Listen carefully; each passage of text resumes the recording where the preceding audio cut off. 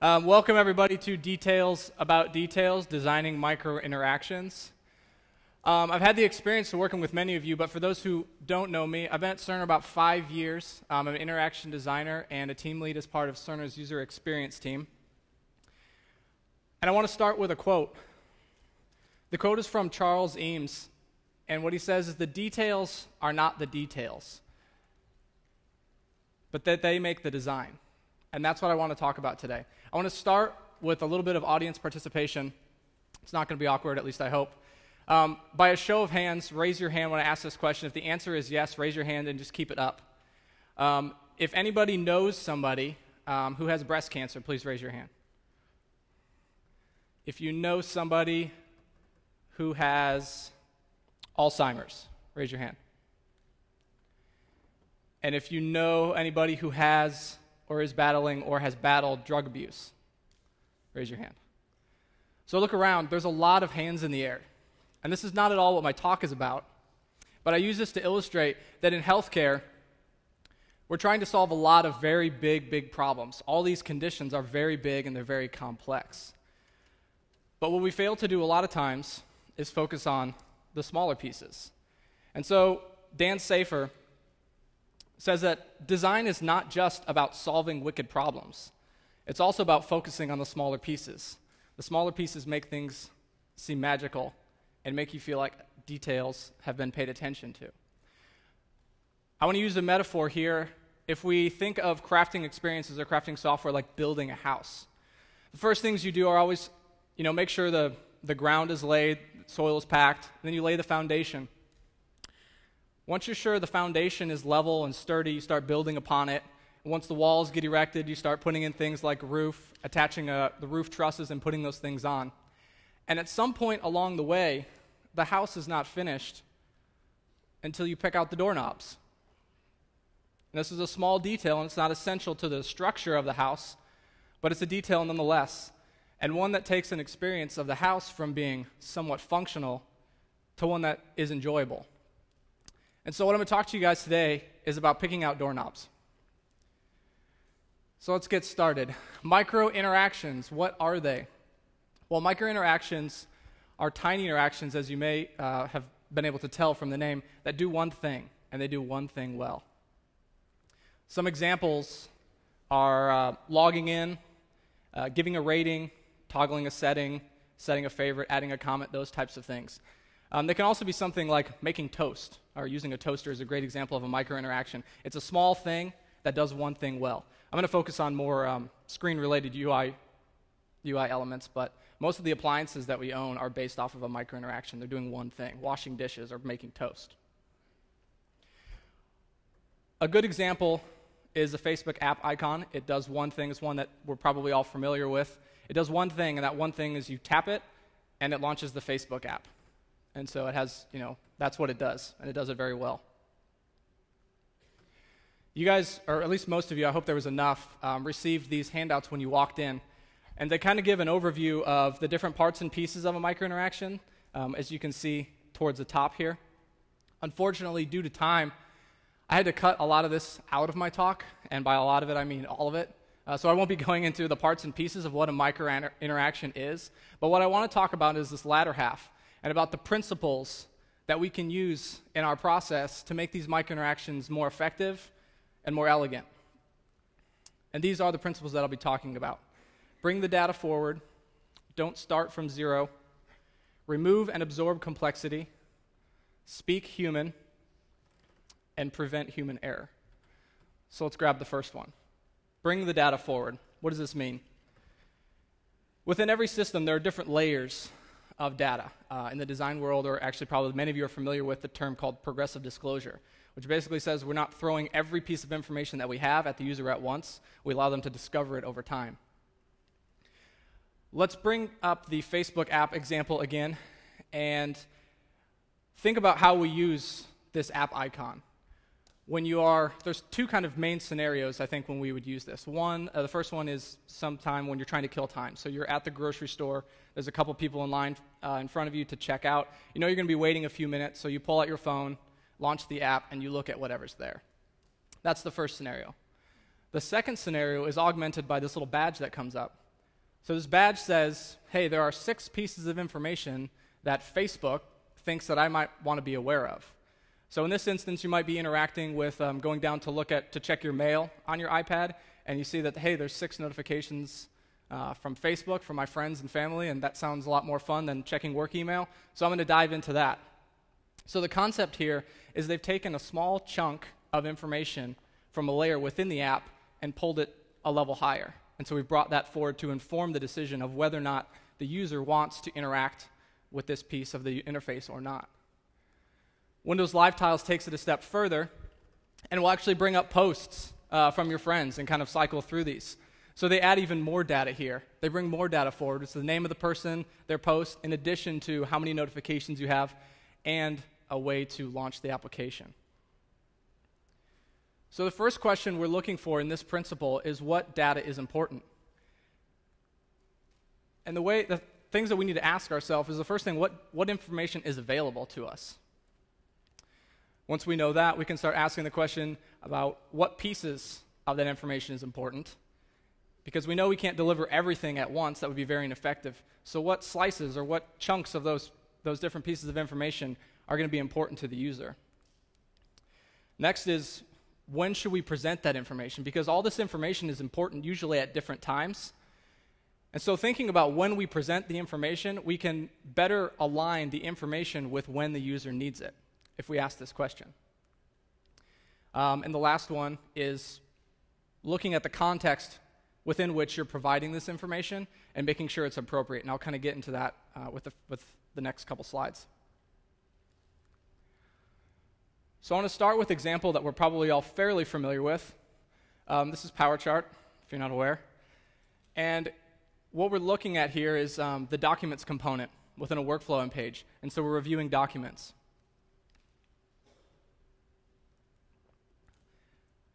What I'm talking about with context here is there's a lot of things on the screen.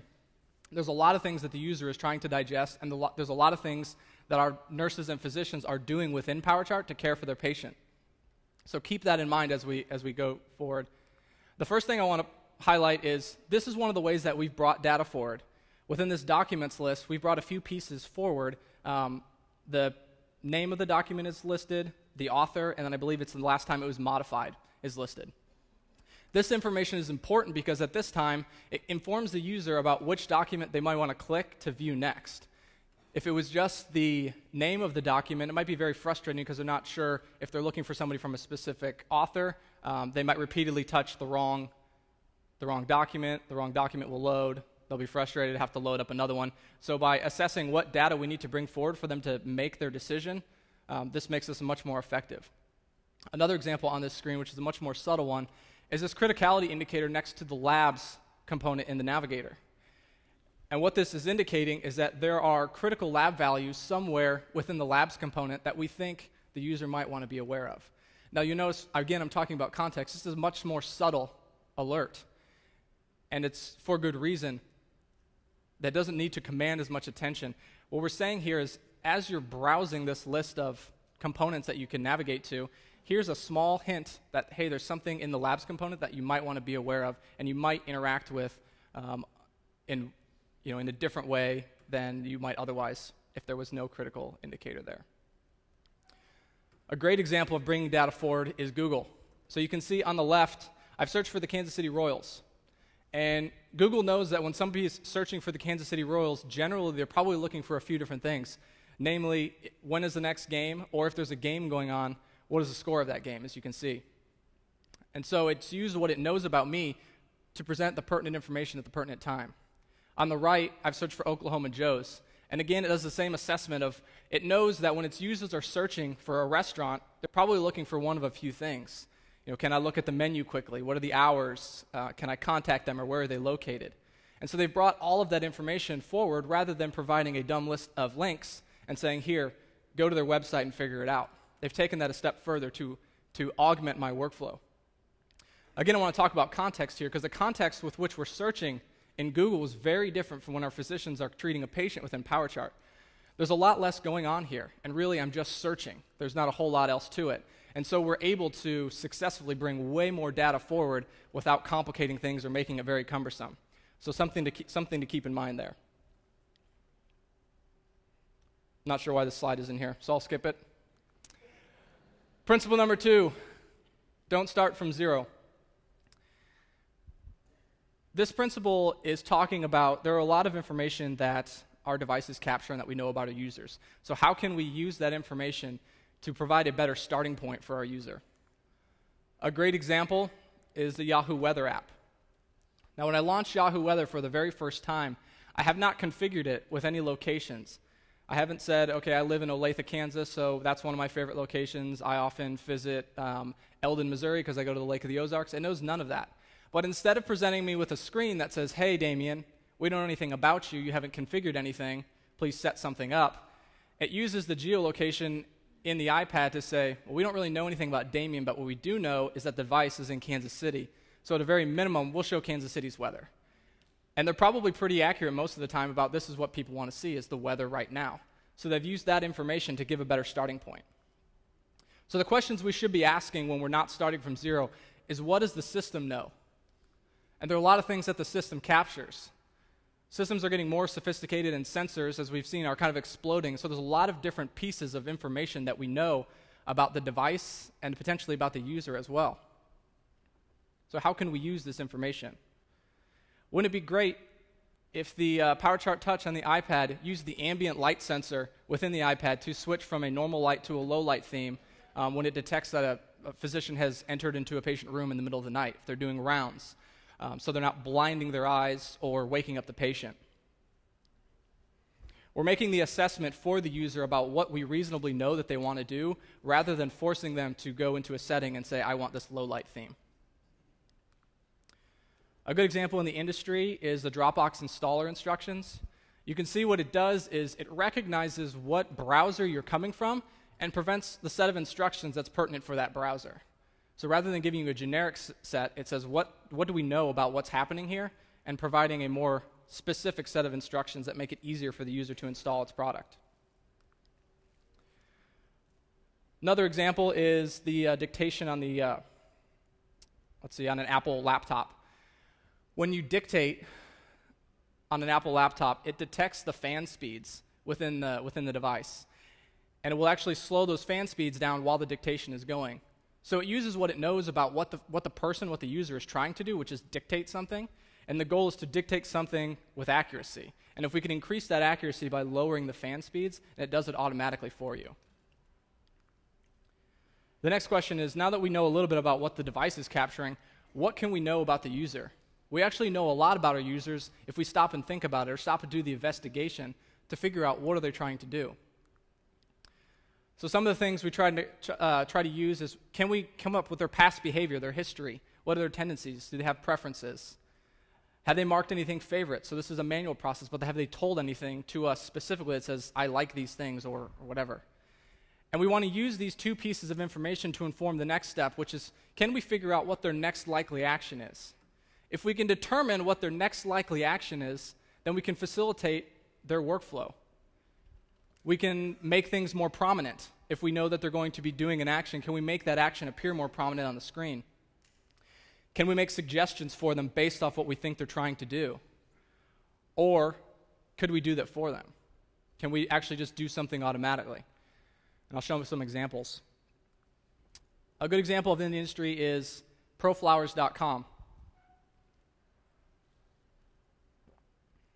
When you're selecting a delivery date for your flowers, ProFlowers knows that normally when people are ordering flowers, it's in correlation with a holiday.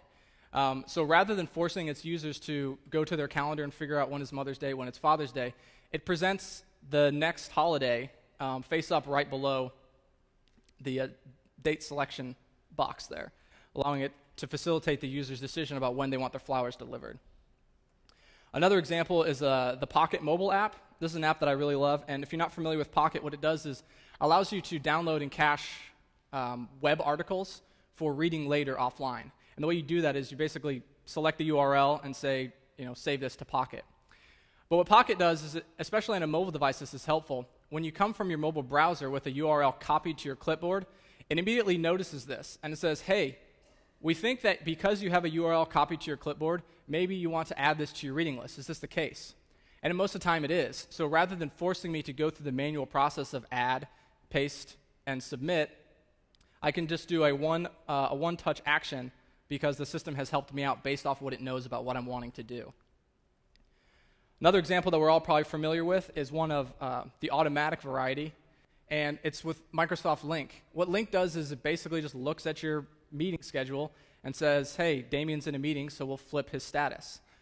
This is helpful because I don't need to do it all the time, and it informs people that I'm in a meeting, but doesn't keep them from sending me IMs. And one of the last things I want to talk about is one of the areas that I see that there's huge potential for this don't start from zero concept is in our ordering screens and our ordering flows. So there's a lot of information that we know or could know here. And you can see when I launch an ordering conversation, it's presented with a list of folders. So there's not a lot that I'm starting with here. It's basically we don't know what you want or what you're doing, so here's a list of everything. Please go find it. But what things do we know or what could we know? We know things as a system we could be capturing what orders are common for diabetic patients, or what are the orders that I commonly place for my patient, or if we can combine those, what orders do I commonly place for diabetic patients, and provide a list of suggestions, in this screen right here. So there's a lot of things that we can do within Cerner. This is just one of them. And if anybody has dealt with orders before, you're probably gritting your teeth and saying, this is a very complicated problem, and I agree.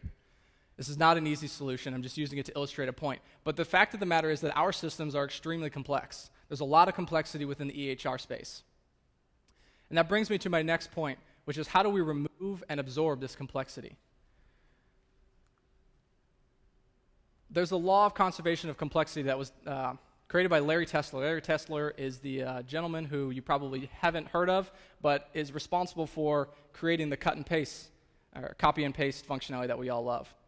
But what Larry says is that at some point, every system has an inherent level of complexity, and it cannot be simplified any further.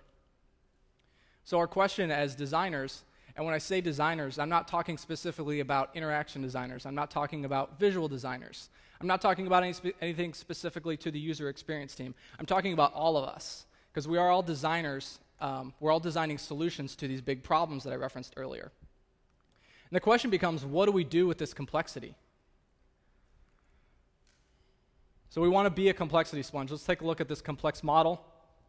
There's triangles, squares, looks very complex, I'm pretty sure. And the first thing that we can do with this complexity sponge is divide it into two parts. There's a visible part and there's a hidden part. The visible part is what the user sees, the complexity that the user sees and what the user is aware of. And the hidden part is obviously what they're not. The first step that we want to do is simplify this problem as much as possible. So let's get rid of as many of the pieces as we possibly can. But we reach this point that Larry Tesler was talking about where it cannot be simplified any further. So what do we do with this complexity now? The goal for being a complexity sponge and the goal of absorbing complexity is how can we take as much of these pieces and move them to the hidden side of the spectrum so the user is seeing as little of that complexity as possible. And then the last step was with the remaining pieces that we have, how can we take those and organize those in a clean and simple way that the user is able to process and understand? And there's absolutely no better example of being a complexity sponge and absorbing the complexity than Google. If you look at this interface, there's not a whole lot that Google could do differently to simplify this interface. We've all used Google, and we all know we type in a search and magically Google finds what we want, almost all of the time. But we all know that while this seems very simple, the algorithms behind Google search are extremely complex. They've done an absolutely brilliant job of hiding that complexity from the user, and it feels magic. And that's the type of experience we want to give to our users. Wrong button. Here's another example within Microsoft Outlook. This is one that PC users, or Windows users, have the opportunity to see. The Mac client does not support this for whatever reason.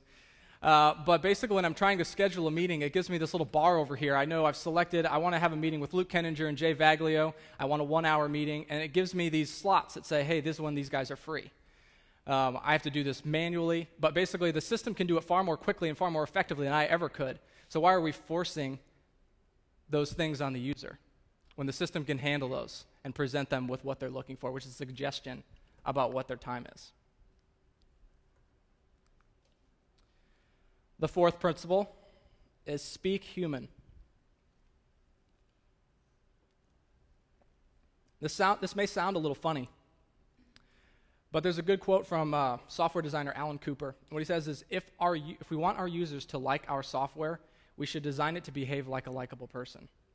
This sounds kind of awkward, but if you think of the way you interact in a doctor's office or the way a person in a doctor's office would interact, they interact with people. They're not interacting with robots. They're used to interacting with their nurses and with their surgeons and with their registrar staff. And they're talking to people as we're talking to people. And so if we want to facilitate that communication, we can't talk like a robot. We need to speak human. We need to speak like people. If any of you guys are familiar with Uber, it's a taxi cab service, and when you schedule a ride, it sends you a confirmation email.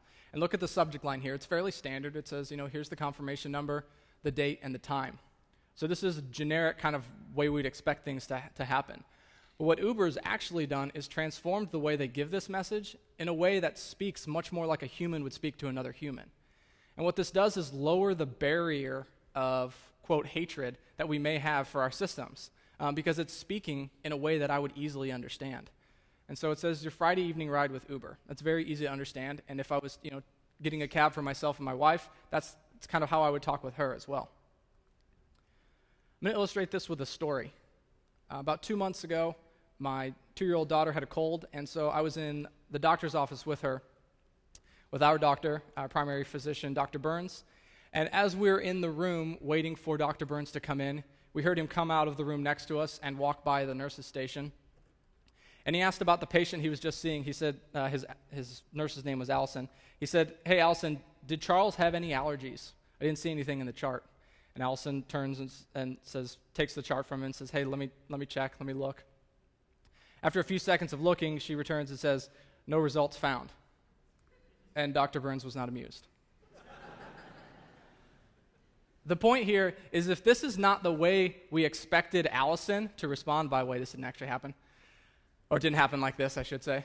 If this was not the way we expected Allison to respond, and this is not an appropriate response that we would expect from a human being, then why are we presenting this in our interfaces? We should strive to take all of these little touch points to make them seem as human, as real as possible. So one of the things we could do, this is just allergies, for example. Instead of "no results found," changing the verbiage to something more natural, like "no allergies have been documented," or "this patient has no allergies," something that sounds more like the way I would communicate with any one of you. And doing that not just in the allergies component, but anytime we are providing verbiage to our users in any form. The next example that we'll look at is error messages. Error messages are probably a topic that I could do a whole DevCon talk about, but I'll keep it brief. And error messages are unique in the fact that they present themselves at a time where the user is already completely frustrated. They've already tried to do something, or something has already failed. Something has already gone wrong. So they're already in a state of frustration. What we don't want to do within within an error message, is make the user doubly confused or doubly frustrated by presenting them with a message they don't understand and directions or no direction at all about how to fix it. So there's several ways that we could, make this message different, because actually we have no idea what it says. But what can we do within this message to tell very simply to the user, this is what happened and these are the steps that you might be able to take to fix this? Google Chrome does a great job of this in their unable to connect message. So this is very similar to the way that I might talk to my mother if I can't get on her Wi-Fi. Hey, I can't connect to the internet. Those types of things. So thinking about those. One thing to note, it's just slightly irrelevant for Cerner, but the little dinosaur guy here. This speak human concept is also a lot of times a way for us to inject a little bit of humor and a little bit of real personality into our software, into our products. I'm saying this because if you guys are doing side projects or anything, this type of real person feel is actually very effective in the market. For a professional EHR company, this is probably not something that we can leverage very successfully very often. When we have an unable to connect or some error message, the last thing a doctor wants to see is some little happy dancing T-Rex across the page. So keep that probably to a minimum, but just wanted to bring that up. So ask yourself, what would Joe say? What would the average Joe say? What would Jane say? What would your mother say? What would your 70-year-old nurse who has used computers less than a year say when she's reading these things? And what is their perception of how the system works? and present the information in that manner. So we may know that what's really happening in that allergies component is we're running a query to see if there's any allergies in there, and then we're saying, no, there's actually no results found. And that makes sense to us that understand the system. But to a user, a 7-year-old nurse who's coming from a paper chart, it was just nothing was written down. Like, nobody put anything into the system, not that there was no results found. So how can we keep those people in mind? And lastly, as we're looking and talking about these error messages, we want to prevent human error as much as possible for obvious reasons. A really good example of this, and I was actually really glad I found this because I didn't know this existed, but this is an example of setting a reminder. So you can see the time is 12:27 a.m. So in this example, I'm going to try to explain this, and it gets kind of confusing because there's a lot of dates going on here, but in this example, it is 12:27 a.m. on October 21st. I have not gone to sleep yet. I asked Siri to set a reminder for me to air my tires at 9 in the morning. And so Siri knows, as a human, I maybe make a mistake here. It knows that technically the date is the 21st, and so if it was doing things systematically, it would just set the reminder for the 22nd. But it knows as a human, I'm very prone to making these types of mistakes. And as a human, I have not gone to bed yet, so it is very likely that cognitively I haven't processed that it is not the next day. So it just asks for clarification here. It knows that this is a point of error, and so it just says, Damien, did you mean the 21st or the 22nd? This small point of clarification, maybe seem like a nuisance at the time, but it will help in the long run to, give me the reminder at the right time rather than 9 a.m. on the wrong day. So these types of things, if we know where these errors occur and we know the workflow, we can help prevent them. And what are some of the ways that we can do this? Well, we could first limit and remove options. This is something we should always do, regardless of whether we're not preventing errors. We should be flexible. Be flexible in a lot of different areas. We realize that our humans are coming from many different backgrounds. They may be inputting things differently. They may be coming from a metric system or a US standard system. They may be used to entering date formats one way or the other way. So how can we accommodate and have the system absorb that complexity of being flexible rather than forcing that complexity on the user to know, oh, I'm supposed to enter this patient's weight in kilograms, or oh, I'm supposed to enter it in pounds? Is there a way that we can absorb that and be flexible with their input? Can we make suggestions to them? So in the Siri's example, can we present them with a question that says, hey, we think you might be making an error. Are you sure you want to do this? Or is this really what you meant? And lastly, we want to make sure that we're giving them early warnings. So we don't want to give them an alert after something failed. That's not preventative at all. We want to try to prevent them before the error occurs. So looking at ways that we can do that. This is an example that I've been privileged to work on with the care team component. For those of you who aren't aware of what a care team is, if I'm in the hospital and there's a nurse and a physician and a cardiologist that are treating me for my heart condition, all those providers are my care team. That is my care team. Now, if somebody's in the hospital, and Charles Adams is in the hospital with congestive heart failure, and I'm a physician caring for Charles, I'm his attending physician, and I say, I recognize he has a heart condition, and so I would like to add a cardiologist to his care team. I can open this dialog window and say, I want to add Dr. Mark Gregg from Cardiology Red Team to his care team. But you'll notice when I select Mark Gregg, this message appears at the bottom. And what it tells me is that there's already a cardiologist, Dr. Baxter, assigned to this patient. So it's not preventing me from assigning Dr. Gregg, but it realizes that in most cases, there's no reason to have two cardiologists assigned to this patient. And so as we know that, we can recognize that this is probably a human about to commit an error that they didn't want to commit, and just ask a question and allow the user to either cancel or send the request regardless. Some examples from the industry. This is a Yahoo form. So if you type in a date from the future, it immediately recognizes it, and rather than waiting until you fill out the form and says, hey, dummy, this is not a date that we accept, it says right then and there, it says, are you really from the future? So you can correct it. Maybe you miskeyed something or whatever. But it's something that this is an example of being flexible. I think this is the mobile app or the mobile site for WordPress. I'm not sure which. But you can see what has happened here is the person has misentered their email address. They misspelled Gmail. And what the system has done is it recognizes that Gmail is obviously a very common email provider. And because of that, it says, hey, we think you misspelled this, so did you mean this email address? So not only does it recognize that I think they misspelled it, so like an example of this would be spell check. It just says, hey, we think you misspelled this. It also goes a step further and says, hey, we think you misspelled this, and we know with reasonable level of certainty that this is what you meant. And so rather than forcing me to, highlight and delete it all out and type it back in, which can be somewhat cumbersome on a mobile device, it provides me a quick way to just say, oh, this is what I meant, thank you, computer, and press it and go on my way. Another great example is Gmail. When I type a message and in the body of that message it says I've attached an email for you, or attached a file for your review, it reads that, and when I hit send, it presents me with this message that says, hey, I think you forgot to attach the message. So again, using the smarts within the system to say, I think the user is about to make an error, and stopping them and helping them with their decision. So let's wrap things up. We're getting close on time here. If you're interested in more about this topic, much of the topics and the points that I've made today are borrowed or inspired from this man, Dan Safer, and his book, Microinteractions. So I would highly recommend this book if you guys are interested in anything that I've talked about and designing for details. Also, there's a website called Little Big Details. This is chock full of really great examples of when people have gone out of their way, designers, engineers, what have you, to design little small details that kind of make a small impact within their product. So, really cool website. So what do we talk about today? We've talked about bringing the data forward. We've talked about looking at what information can we provide at a higher level that would help the user make decisions.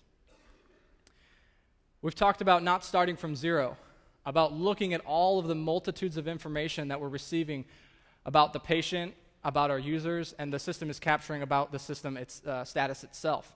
And how can we use those things to help the user along their workflow? How can we become a complexity sponge and hide as much complexity about our systems, because they are complex, from the user, to make the system seem as smart and as simple as possible? And how can we speak human? And how can we prevent humans from making error in the first place? These principles, when applied, help take your software to the next level. They help take your designs from being functional to having the user having emotional attachment, to being enjoyable. And this experience, this enjoyment, this is what we strive for every day. This is what we should be shooting for, because it's this enjoyment that's going to make our users come back to use our system. It's this enjoyment that makes me want to continue to use Pocket. It's this enjoyment that's going to hopefully continue to make our users want to use PowerChart instead of hiring a scribe to do that because it's too complicated or they don't have time. This is the type of enjoyment that we're searching for, so that we can engage our users and they can better treat their patients. So the next time you're working on your next big solution, and there are a lot of big solutions out there, remember these principles, and remember that when you're building a house, you can make it as big or as grand as you want, and it may be very functional. However, it will not be enjoyable without the doorknobs. So I want to thank you very much for your time and leave you with an inspirational message to think small and change the world. Thank you.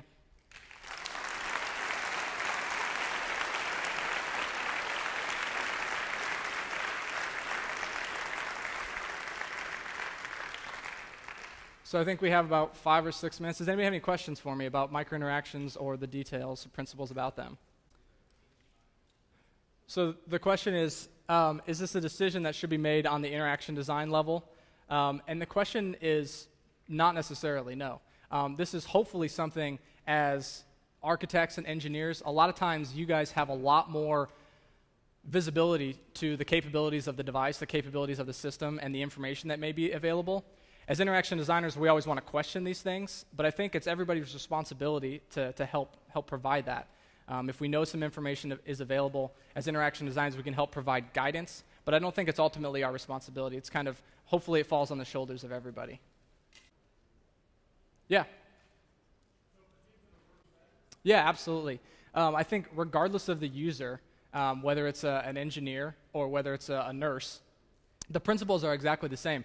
So if I'm not exactly sure what solution you're speaking about specifically, but if you know what the user is trying to do, what their goal is, then you can do a lot of things to facilitate that goal. So it doesn't matter if their goal is, I'm kind of speaking out of sorts here, but if their goal is to doing some test and testing a bunch of things or ripping in a big chunk of code, if that's their goal, then what things can you put in your software to make that goal simpler rather than forcing them to do a copy-paste or whatever the task may be. So the principles are exactly the same. It really doesn't matter. What may change, depending on the product, is what the context is. So I mentioned earlier that our solutions are very complex. There's a lot going on. If you have a simpler example, then potentially there's more room to bring more data forward or present more suggestions and stuff like that. But I think you're always walking a fine line, so it's very, very important that you stay cognizant of not presenting too much information and allow that progressive disclosure to take its course as far as let's present a small chunk, and if they need it, dive into the next chunk. Just make sure that first chunk is actually very helpful, and they're not always wanting to dive to that second chunk, because then you've kind of missed the boat. Yeah. If there's nothing else, I'd like to thank everybody again for letting me speak to you guys today. Please remember to fill out your comment cards. They will help make DevCon better in the future. Again, I appreciate your time. Thank you, and enjoy the rest of the conference.